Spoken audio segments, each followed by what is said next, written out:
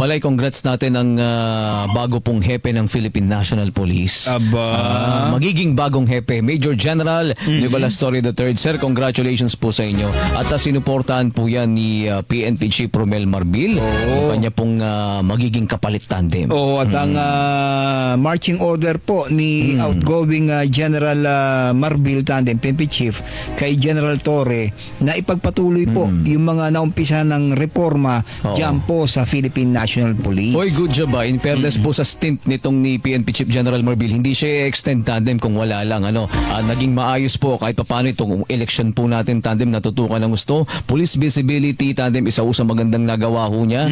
At syempre tandem, bukod ho rito, wala akong gaanong narinig ng mga human rights violation. In fairness naman tandem. Oo, at ang kagandahan din po kay outgoing PNP Chief General Marbil, ang binanggit niya, mas mahusay sa kanya si General Torre. Ayan, napaka-humble Humble. Maganda naman tandem kahit papaano. Maraming hindi naman matatapos ang paglilinis sa anin ng PNP, but at least tandem, yung sa liderato po ni PNP Chief Marbil. Sir, in fairness, ano sabi niya lagi, sa bagong Pilipinas, gusto ng pulis, ligtas ka.